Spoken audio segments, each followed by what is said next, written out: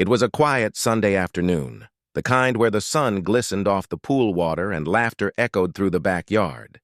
My 12-year-old daughter Lily was splashing around with her friends, enjoying her weekend before school started again.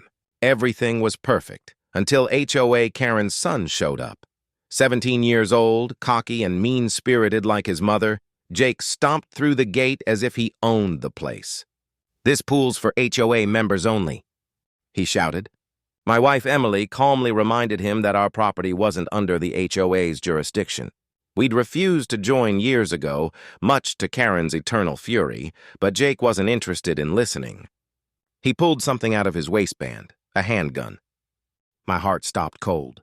Lily froze in the pool, her small hands trembling on the edge as Jake waved the gun and barked, "Get out now before I make you!" I moved instinctively, stepping between him and my daughter. My voice was calm, but my blood boiled. "Put that down before you do something you can't undo." He hesitated, just enough time for Emily to grab her phone. Within 3 minutes, sirens wailed in the distance.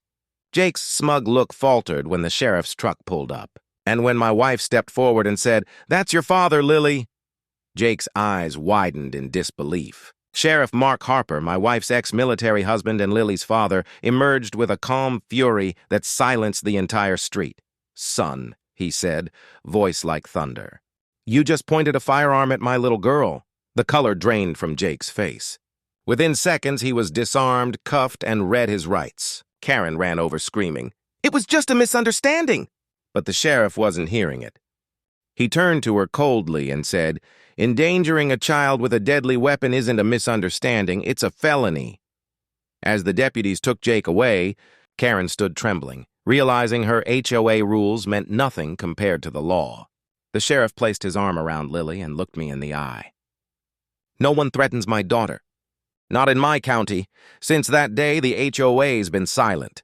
The pool sparkles, the kids play freely, and every time I see that sheriff's truck roll by, I know justice still lives right next door."